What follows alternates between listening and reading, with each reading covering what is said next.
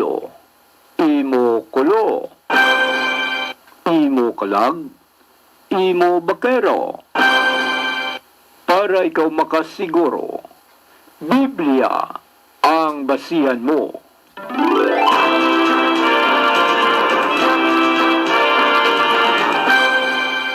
Diri sa Kape Kakapandisol. Kape Kakapandisol. Upod sa kay Pastor Ruvel Marañon. Kape Kakapandisol.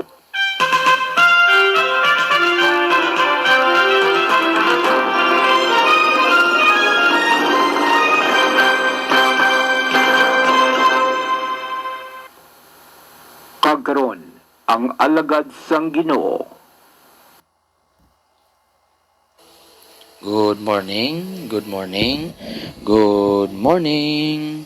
Samtang nagapangapi ka mo sa sininga kagahon, kag nagakaon sang pandisal, upod nyo si Pastor Robel magpanga-faith, kag magkaon pandisol.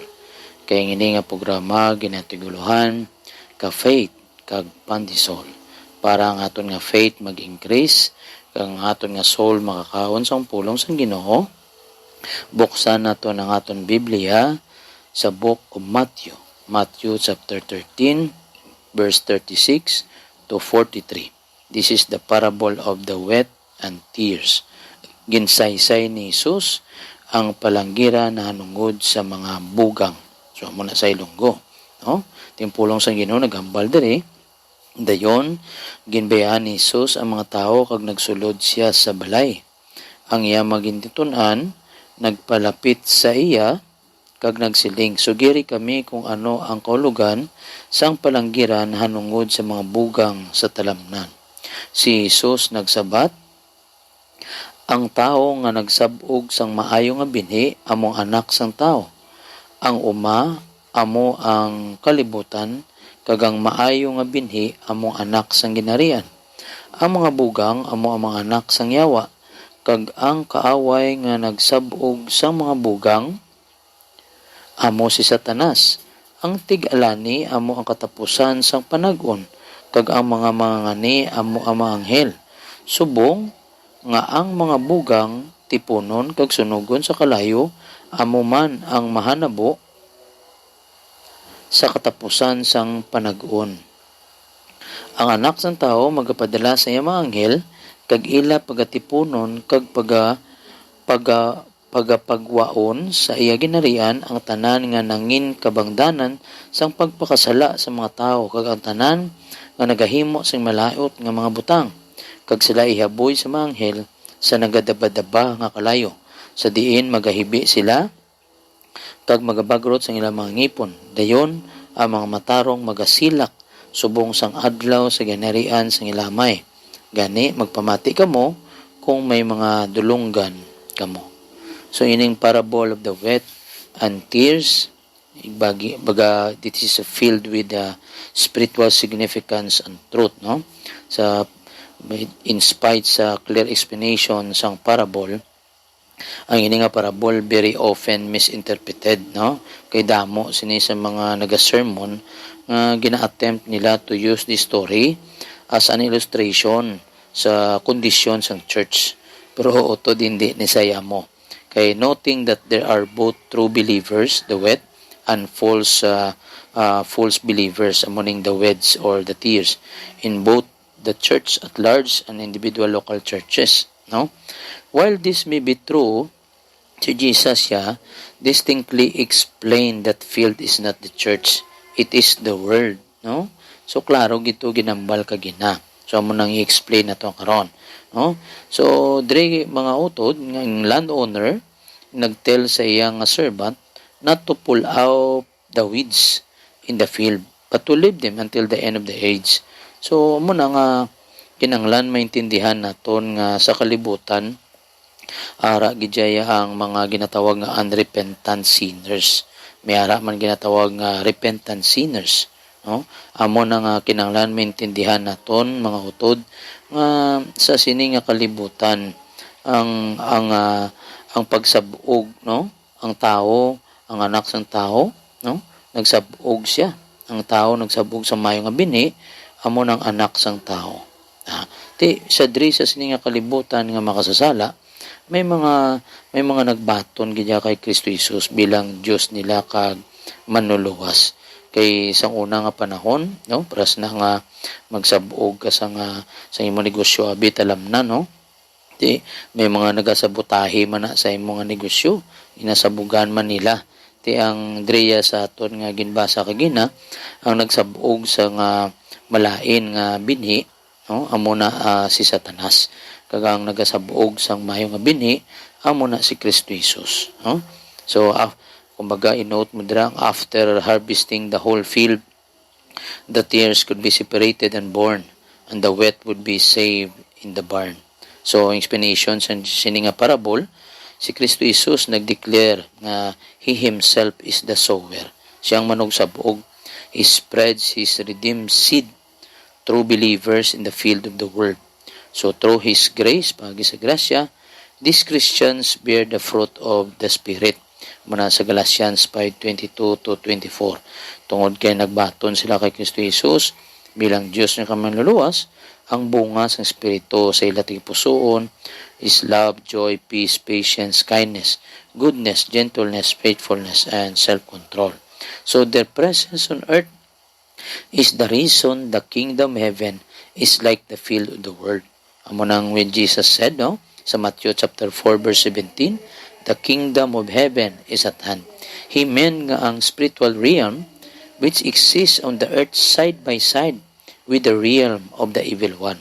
Muna ginamban sa 1 John chapter 5 verse 19, no? May ara man nga kumbaga nagatubo ang mga tumulo ni Kristo Jesus, ara man iya sang yawa, no? When the kingdom of heaven comes to its fruition, no? Heaven will be a reality. Kag magabunga na nga magbunga, but singanon ang mangin realidad. There will be no weeds among the wheat. But for now, sa aton kalibutan, both good and bad seeds mature in the world. The enemy in the parable, sa ginambal ko gina, si Satan. In opposition to Jesus Christ, ang devil, ginatry niya gina to destroy Christ's work. No?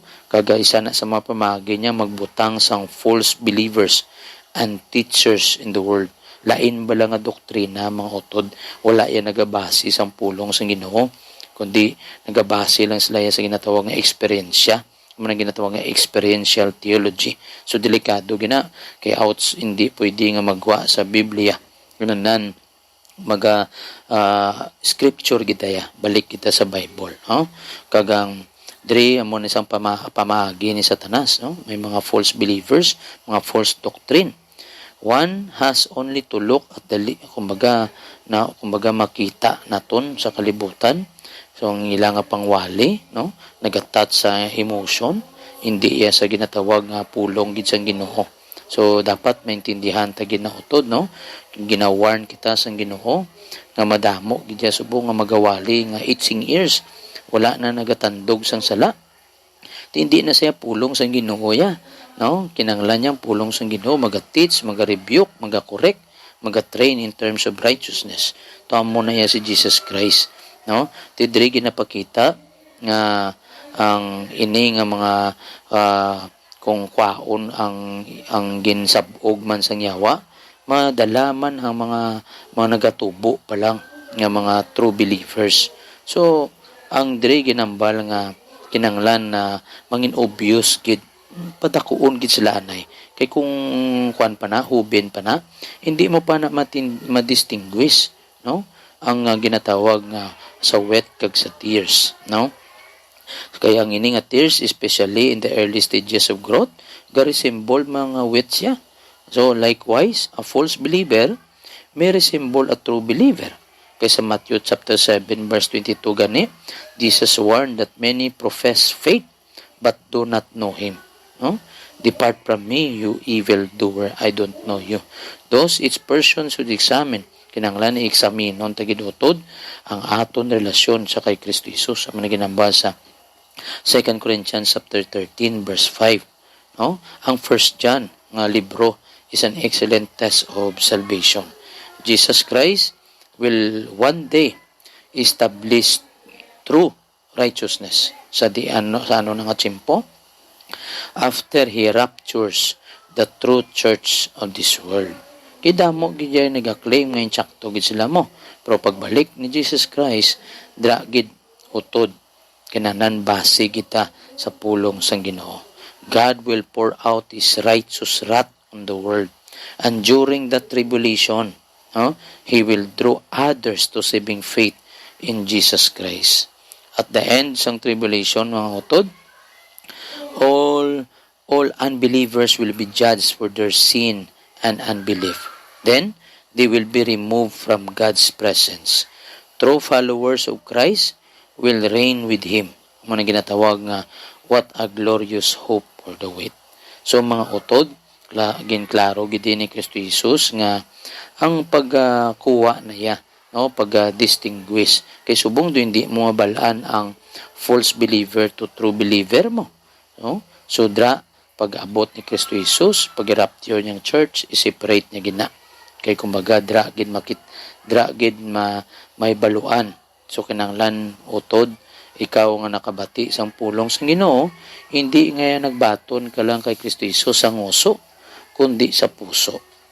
Dapat naintindihan mo gid pagi sa pulong sang Ginoo kag pagi sa gahom sang balaan nga espiritu na konbik ikaw nga makasasala ka. Kag wala gitaya sa tubangan sang Ginoo. Kay maski ngaton nga inatawag nga righteousness, kapilagi na sulit-suliton, trapo lang na yan sa tubangan sang Ginoo. The only righteousness that God could see in your heart is the righteousness of Jesus Christ on the cross. Amo na nga utod nga kinanglan ang imo nga tagipusoon bukas sa pagbaton sa kay Kristo Jesus bilang Dios mo ka manuluwas. Kay hindi ireliyon na makaluwas sa aton, So pasi nagambal ka nga nagbaton man ko pastor sa kay Kristo Jesus. Amo na gani ibaluon mo kung base hasta na sa nguso, wala sa puso. Kaya ang pagbaton sa kay Kristo Jesus magaresulta gidya sa fruit of the Holy Spirit. Mo to ginambal ko kagina, love, joy, peace, patience, kindness, goodness, gentleness, faithfulness, and self-control. Sa 2 Corinthians 5:17, yung klaro pagidra, if any man is in Christ, he is a new creature. The old is gone, and the new has come. So, utod magaresulta ginaya. Ang imo nga kung naluwas ikaw, magaresulta sa mayo nga buhat. Hindi ka mahimo ka mayong buhat para maluwas ikaw. So, amo naging klaro gida sa pulong sang Ginoo. So, kabay utod, sa pagbalik sang Ginoo, ikaw yaara kaya sa intsakto nga pagtulunan. Sa intsakto nga ginatawag nga sa pulong sang Ginoo lang gid utod dra ka magabasi. Hindi ka dai magabasi sa mga ginapanghambal nila nga may dugang na kuno ang Biblia. Kung may old kuno, may new, may hara naman sila yung another continuous revelation. So ginatawag na utod nga extra biblical revelation. That would be wrong. Kaya ang Biblia yung mga utod, kompleto na niya.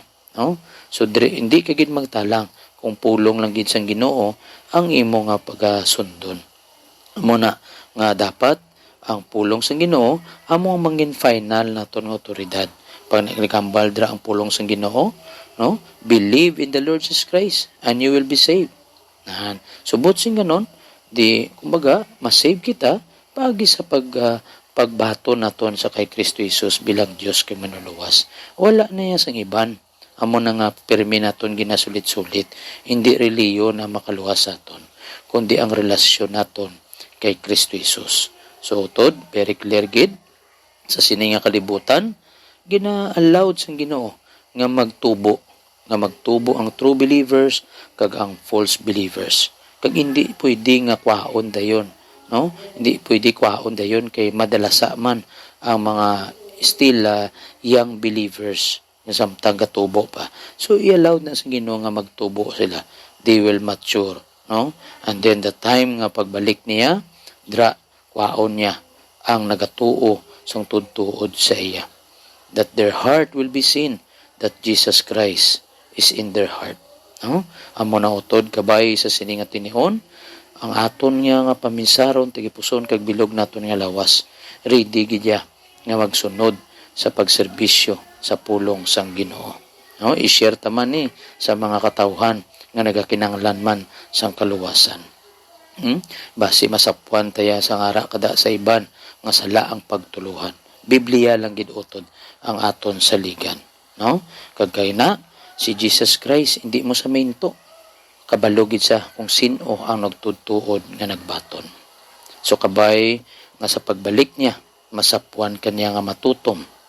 Tudtuod nga nagbaton kay Kristo Jesus bilang Dios kag manluwes. Kag gina-offer ang iya kabuhi in the service para sa pag-expand sa kariyan sa Ginoo. So, dili na lang magatapos ang aton nga programa. Amo ni inyong nga servant in Christ Jesus, Pastor Rubel Maranyon. May the Lord a blessing